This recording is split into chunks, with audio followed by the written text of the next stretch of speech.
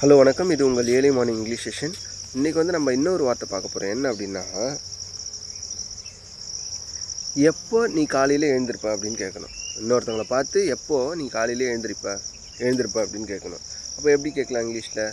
When do you get up in the early morning. When do you get up in the early மார்னிங்னு கேட்கணும். வென்னுனா எப்பொழுது, two you get அப்னா அது simple ப்ரெசன்டென்ஸில் ஒரு question ஃபார்மெட்டில் வந்துடும். So அப்போ வென் டு யூ கெட் அப் அப்படின்னா நீ எப்பொழுது எழுந்திருப்பாய். ஏர்லி மார்னிங் சேர்த்தா early morning. When do you get up இந்த ஏர்லி மார்னிங் அப்படின்னு கேட்டால் நீ காலையில் எப்போ எழுந்திருப்ப, அதாவது எப்போவுமே தினமும் யூஸ்வலாக கேட்குற மாதிரி கேள்வி இது. When do you get up இந்த ஏர்லி மார்னிங்னா டெய்லியும் நீ எப்போ காலையில் எழுந்திருப்ப அப்படின்னு கேட்குறதுக்கான பதில். இப்போ இன்னொரு கேள்வி பாருங்கள். When did you get up இந்த ஏர்லி மார்னிங். வென் டிட்டு வருது. டிட்டு வந்தாலே அது வந்து கடந்த காலத்தில் நடந்த ஒரு செயலை குறிக்கக்கூடிய வார்த்தை. அப்போ when did you get up இந்த ஏர்லி மார்னிங்னா நீ காலையில் எப்போ எழுந்திருச்ச, நீ அதிகாலையிலேயே எப்போ எழுந்திருச்ச அப்படின்னு அர்த்தம். சரிங்களா? புரியுது அவங்களுக்கு?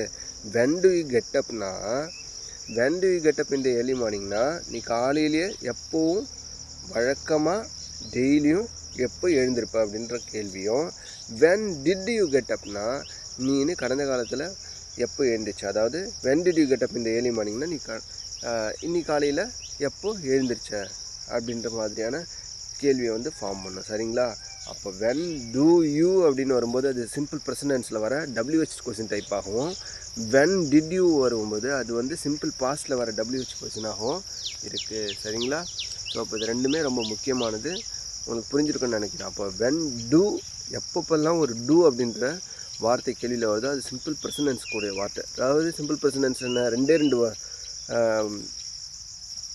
வார்த்தையை வச்சுட்டு ஒரு சென்டென்ஸை ஃபார்ம் பண்ணலாம்னு சொல்லியிருக்கேன்னா, ஒரு சப்ஜெக்ட் அதுக்கு பக்கத்தில் வெர்பு இருந்துச்சுன்னா அது வந்து சிம்பிள் ப்ரெசன்டென்ஸ். அதே மாதிரி டூ அப்படின்ற வார்த்தை கொஸ்டினில் வந்துச்சுன்னா அது வந்து சிம்பிள் ப்ரெசன்டென்ஸுக்கான கொஸ்டினை குறிக்கக்கூடிய வார்த்தை. சிம்பிள் ப்ரெசன்டென்ஸ் வந்து எப்பப்பெல்லாம் கேள்வி கேட்கலாம் அப்படின்னா, வழக்கமாக நீ எப்போ ஒரு செயலை செய்கிறாய் அப்படின்ற மாதிரி கொஸ்டின் ஃபார்ம் பண்ணலாம். சரிங்களா? அப்போது சிம்பிள் ப்ரெசன்டென்ஸில் when do you get up இந்த ஏர்லி மார்னிங். சிம்பிள் பாஸ்ட் டென்ஸில் when did you get up இந்த early morning. When do you get அப்னா நீ வழக்கமாக எப்போ எழுந்திருப்ப. வென் டிட் யூ கெட் அப்னா நீ வழக்கமாக எப்போ எழுந்திருச்ச, அதாவது கடந்த காலத்தில். சரிங்களா? ஓகேவா? Thank you. Thanks to all. We will meet tomorrow morning. Bye.